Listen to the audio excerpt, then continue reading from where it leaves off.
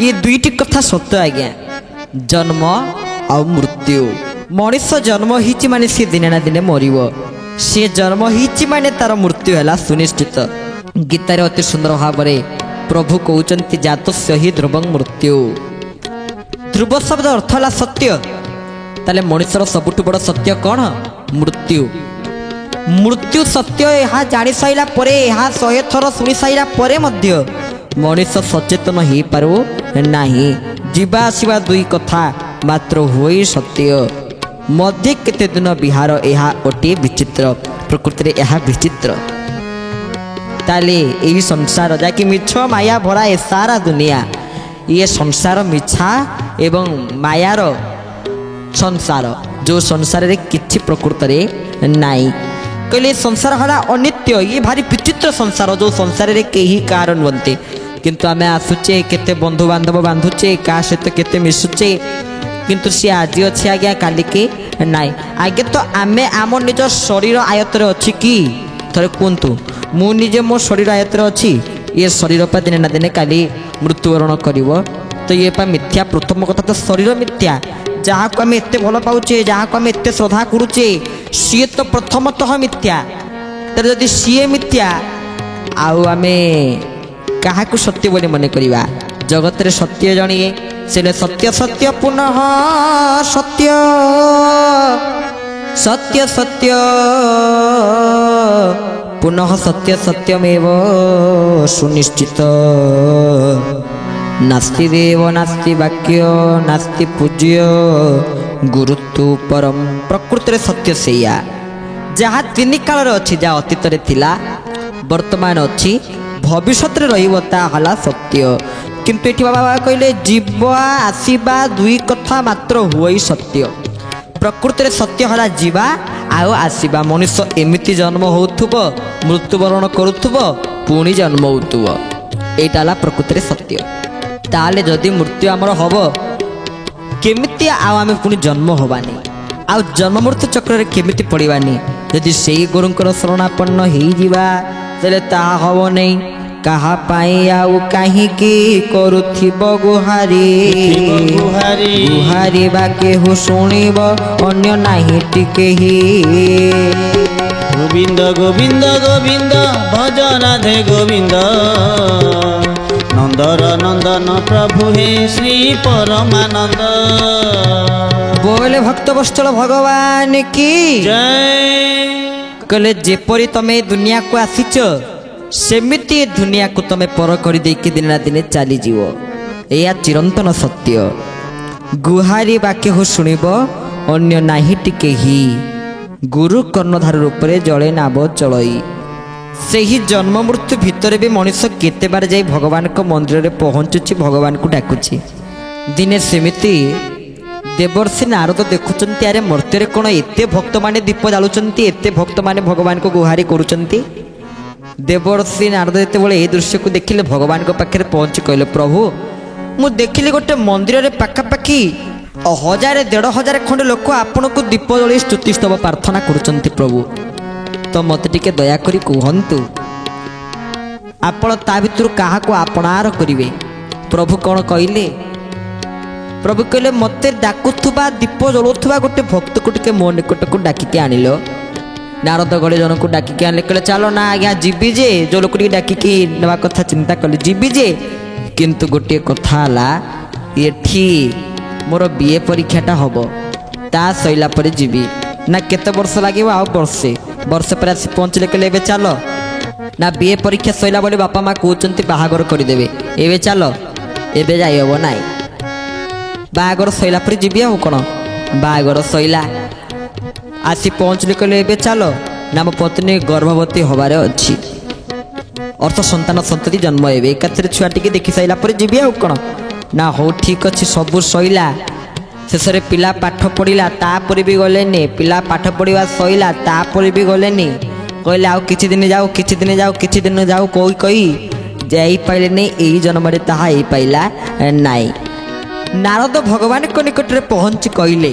कहले प्रभु से आसिला ना तमे कोन कहतल से डाकुची बोली से मते डाकुनी ता स्वार्थ पे मते डाकुची तार उद्देश्य ता लक्ष्य को पूर्ण करिया पे से मते स्तुति स्तव प्रार्थना करूची କିନ୍ତୁ ପ୍ରକୃତରେ ଆମମାନଙ୍କ ଭିତରେ ସମସ୍ତଙ୍କ ଭିତରେ ସେ ମୁଁ ଆଉ ମୋର ଭାବଟା ଅଛି ବୋଲି ଆମେମାନେ କାହାକୁ ବି ନିଜର କରିପାରୁନି। ଆମେ ଦିନେ ନା ଦିନେ ଯିବା ଏହା ସତ୍ୟ, ତଥାପି ୟାକୁ ଜାଣି ସାରିଲା ପରେ ବି ମୁଁ ଆଉ ମୋର ଭାବ ଆମର ଯାଇନି। ମୋ ଘର, ମୋ ସଂସାର, ମୋ ଜାଗା, ଇଏ ମୁଁ ଆଉ ମୋର ଭାବ ଏପର୍ଯ୍ୟନ୍ତ ଆମର ଯାଇନାହିଁ। ଏ ଅହଙ୍କାର ଭାବ, ଇଏ ଗର୍ବ ଭାବ ଆମର ଏପର୍ଯ୍ୟନ୍ତ ଆଜ୍ଞା ଯାଇନାହିଁ। କାରଣ ଭାଗବତର ଗୋଟିଏ ପଦ ବୁଝେଇ ଦେଲେ ଆମ ସମସ୍ତଙ୍କର ଯେଉଁ ମୁଁ ମୋର ଭାବ ଟିକକ ରହିଛି ସେ ସବୁ ପଳେଇବ। ଭାଗବତର ଗୋଟିଏ ପଦ କ'ଣ? ବ୍ରହ୍ମାଣ୍ଡ ମାଳ ମାଳ ହୋଇ ଜାଲମ କୂପେ ବିରାଜଇ। ଗୋବିନ୍ଦ ଗୋବିନ୍ଦ ଗୋବିନ୍ଦ ପଦୁ ଗଳୁଛି ମକରନ୍ଦ। ଗୋବିନ୍ଦ ଗୋବିନ୍ଦ ଗୋବିନ୍ଦ ପଦୁ ଗଳୁଛି ମକରନ୍ଦ। ବୋଲ ଶ୍ରୀ ଭକ୍ତବତ୍ସଳ ଭଗବାନ କି ବ୍ରହ୍ମାଣ୍ଡ ମାଳ ମାଳ ହୋଇ ଜାଲମ କୂପେ ବିରାଜଇ। ବାବା ବାୟାଙ୍କର ପଦକୁ ଟିକେ ଦେଖନ୍ତୁ, ଯେପରି ଆସିବ ସେପରି ଦିନେ ଯିବ ବାହାରି, କାହା ପାଇଁ ଆଉ କାହିଁକି କରୁଥିବ ଗୁହାରି। ଆଉ ଭାଗବତରେ ଲେଖିଥିବା ଅତି ବଡ଼ି ଜଗନ୍ନାଥ ଦାସଙ୍କର ବ୍ରହ୍ମାଣ୍ଡ ମାଳ ମାଳ ହୋଇର ଏ ପଦ, ତାର ସାମଞ୍ଜସ୍ୟ କେମିତି ଟିକେ ବିଚାର କରନ୍ତୁ। ଇଏ ବ୍ରହ୍ମାଣ୍ଡ ହେଲା ମାଳ ମାଳ ବ୍ରହ୍ମାଣ୍ଡ, ଆମମାନଙ୍କର ତଥାପି ମୁଁ ମୋର ଭାବ ନାହିଁ ଯାଇନି ଏପର୍ଯ୍ୟନ୍ତ। କିନ୍ତୁ ଜାଣିବା ଦରକାର ମାଳ ମାଳ ବ୍ରହ୍ମାଣ୍ଡ ଜାଲମ କୂପେ ବିରାଜଇ। ଗୋଟିଏ ଗୋଟିଏ ବ୍ରହ୍ମାଣ୍ଡ ହେଲା ପ୍ରଭୁଙ୍କର ଗୋଟିଏ ଗୋଟିଏ ଲୋମ। ତା ଭିତରୁ ଆମେ ଗୋଟିଏ ବ୍ରହ୍ମାଣ୍ଡ, ସମ୍ପୂର୍ଣ୍ଣ ବ୍ରହ୍ମାଣ୍ଡ ବି ଆମର ନୁହେଁ। ତା ଭିତରୁ ଗୋଟିଏ ଦ୍ୱୀପ, ଜମ୍ବୁ ଦ୍ୱୀପ, ସମ୍ପୂର୍ଣ୍ଣ ଜମ୍ବୁ ଦ୍ୱୀପ ବି ଆମର ନୁହେଁ। ତା ଭିତରୁ ଗୋଟିଏ ଦେଶ ଭାରତ, ସମ୍ପୂର୍ଣ୍ଣ ଭାରତଟା ବି ଆମର ନୁହେଁ। ତା ଭିତରୁ ଗୋଟିଏ ରାଜ୍ୟ ଓଡ଼ିଶା, ସମ୍ପୂର୍ଣ୍ଣ ଓଡ଼ିଶାଟା ବି ଆମର ନୁହେଁ। ତା ଭିତରୁ କୌଣସି ଏକ ନିର୍ଦ୍ଦିଷ୍ଟ ବ୍ଲକ, ସମ୍ପୂର୍ଣ୍ଣ ବ୍ଲକଟା ବି ଆମର ନୁହେଁ। ତା ଭିତରୁ ଗୋଟେ କୌଣସି ପଞ୍ଚାୟତ, ସମ୍ପୂର୍ଣ୍ଣ ପଞ୍ଚାୟତଟା ବି ଆମର ନୁହେଁ। ତା ଭିତରୁ ଗୋଟେ କୌଣସି ଗାଁ, ସମ୍ପୂର୍ଣ୍ଣ ଗାଁଟା ବି ଆମର ନୁହେଁ। ତା ଭିତରୁ ଗୋଟେ କୌଣସି ସାହି, ସମ୍ପୂର୍ଣ୍ଣ ସାହିଟା ବି ଆମର ନୁହେଁ। ତା ଭିତରୁ ଗୋଟିଏ ଘର, ସମ୍ପୂର୍ଣ୍ଣ ଘରଟା ବି ଆମର ନୁହେଁ। ତା ଭିତରେ ଗୋଟେ କୌଣସି କକ୍ଷ, ସମ୍ପୂର୍ଣ୍ଣ କକ୍ଷଟା ବି ଆମର ନୁହେଁ। ତା ଭିତରେ ଗୋଟିଏ ଖଟ, ସମ୍ପୂର୍ଣ୍ଣ ଖଟ ବା ପଲଙ୍କଟା ବି ଆମର ନୁହେଁ। ତାର ଅଧା ଖଣ୍ଡିଆ ଯିବ, ଦର ଖଣ୍ଡିଆ ଯିବ, ଗୋଟେ ପଲଙ୍କକୁ ମଧ୍ୟ ଆମେ କାମ ନୁହେଁ। ତାପରେ ବି ପଲଙ୍କରେ ସେଇ ଗଜଦନ୍ତ ପଲଙ୍କକୁ ମୁଁ ମୋର କହୁଛେ ମୋ ଖଟ, ମୋ ପଲଙ୍କ, ମୋ ଘର। ରାତିରେ ଶୋଇକି ସକାଳେ ଉଠିଲା ବେଳକୁ ବ୍ରହ୍ମାଣ୍ଡକୁ ମୁଣ୍ଡ ଉପରେ ବସେଇଛେ। ବ୍ରହ୍ମାଣ୍ଡ ହେଲା ମୋର, ଏଠି ମୋର 10 ଏକର ଜାଗା, ସେଇଠି 50 ଏକର ଜାଗା। ଇଏ ସବୁ ଅନିତ୍ୟ, ଏସବୁଥିରେ କିଛି ମୂଲ୍ୟ ନାହିଁ। ତ ସେଇଥିପାଇଁ ତ ଜଣେ ମହାପୁରୁଷ କହୁଛନ୍ତି ନା, ମିଛ ମାୟା ଏ ସଂସାର କେହି ନୁହନ୍ତି କାହାର। ମିଛ ମାୟା ସଂସାର କେହି ନୁହନ୍ତି କାହାର। ସର୍ବେ ଭାଇ ସମ୍ପଦର ସାଥୀ, ସର୍ବେ ଭାଇ ସମ୍ପଦର ସାଥୀ। ଆହା ତଥାପି ଏ ଭ୍ରାନ୍ତ ଜୀବ ପାଇବାକୁ କେଉଁ ଲାଭ। ଆହା ତଥାପି ଏ ଭ୍ରାନ୍ତ ଜୀବ ପାଇବାକୁ କେଉଁ ଲାଭ। ଅନିତ୍ୟ ସଂସାରେ ଅଛି ମାତି, ଅନିତ୍ୟ ସଂସାରେ ଅଛି ମାତି। ଅନିତ୍ୟ ସଂସାରେ ଅଛି ମାତି, ଅନିତ୍ୟ ସଂସାରେ ଅଛି ମାତି। ବୋଲ ଭକ୍ତବତ୍ସଳ ଭଗବାନ କି ଏ ସଂସାର ହେଲା ଏମିତି ଏକ ସଂସାର, ଯେଉଁ ସଂସାର କି ମିଛ ମାୟା। ଏ ସଂସାର କେହି ନୁହନ୍ତି କାହାର, ଏଠି ପ୍ରକୃତିରେ କେହି କାହାର ନୁହେଁ। ତଥାପି ଭ୍ରାନ୍ତ ଜୀବ ପାଇବାକୁ କେଉଁ ଲାଭ, ଅନିତ୍ୟ ସଂସାର ଅଛି ମାତି। ତଥାପି ଭ୍ରାନ୍ତ ଜୀବ କେଉଁ ଲାଭ ପାଇବା ପାଇଁ ଏ ଅନିତ୍ୟ ସଂସାର ଭିତରେ ମାତିକିରି ଅଛି, ତାହା ଜାଣି ହେଉନାହିଁ।